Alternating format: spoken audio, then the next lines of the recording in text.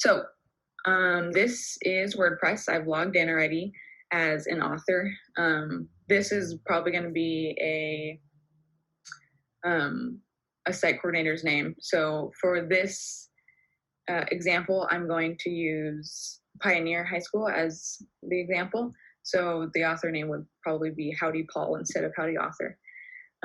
So I'm Paul today, and I've logged in, and I want to edit my post. The only thing that he needs to go to really, and what you're primarily going to be using, let me start you off in dashboard first. What you're primarily going to be using site coordinators and supervisors, you're really just going to be hanging out in posts and media. Sorry, dashboard is taking so long. That's another thing I should let you guys, WordPress it's very laggy. Okay, so I'm within the dashboard now. This is when you first log in. So yeah, posts and media are really the two things that they need to worry about.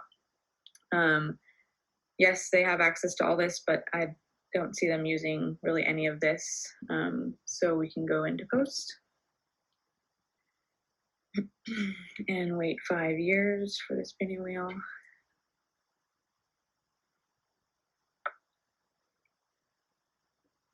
Okay, so now that we're in posts, we want to scroll down, and we have Pioneer Prep program set up. I will have all high schools, El Monte, South El Monte, everybody will have their own blank prep program. So South El Monte prep program, Mountain View prep program. These down here, you can just disregard. They're just other posts that I've created as a different author. But they should know by their author name and their high school that they only need to click on this one. So I'm going to click edit.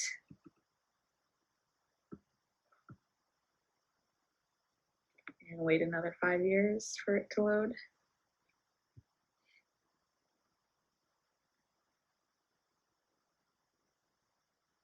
Okay, so this is the back end side of the website. So this is kind of the design side of the website. So I will have everyone's set up this far. So these are kind of the essentials and basics that need to be on the page. Kind of similar to what we went over in MailChimp, the logo, this Pioneer Prep program, a little synopsis, and then their headshot and their contact info. So once they get access to these, they'll already have this page. So they'll just need to already just click edit, and they can just add whatever to this page. Okay, so once they have this, to add blocks, it's pretty simple. You can just kind of see, sorry, I was doing a test. You can kind of just see when you hover over, you can add blocks by clicking on these little plus signs. I would suggest using this. You can use these, but I like to use this big plus sign because it includes all the blocks that you can add, and I'll go over briefly about what blocks you can add. And these are kind of blocks that you've recently used over here in this bigger block thing, so it can make it go quicker. To add blocks, it's pretty simple, and it really depends on what the school site wants. So say Paul has, he wants a calendar or a chart of, what activities that's going on at Pioneer. So what he can do, he just comes here, add block, and let's see, we can find the table block. There's a table, just add it in, however many rows. Let's do 3. Create table, Monday, Tuesday, or let's do like instructor and link. So I think this is what it can be really utilized for. You can have times, instructor names, and then the cool thing too is that we can add links. So let's just, as an example, here to register. So this can be straightforward for students to just go. We can, go to this website and register for this club. We can easily make it a link. Sorry, I didn't walk through that too well. To make it a link, we just need to highlight and click this little link and type the URL. Just for example uses, I'm going to just use an existing website so you can see that it will link, so it knows that's there. And yes, okay. So there you go.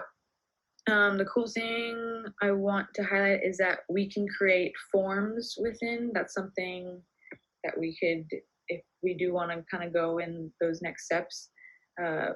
I know, Leslie, you know about like the Aspire registration forms or the Learn forms. We can do something like that for, signing up for clubs or anything, whatever the site coordinators want to do, and we can link that. So there's that block. We can do other blocks. We can add another block. Let's see.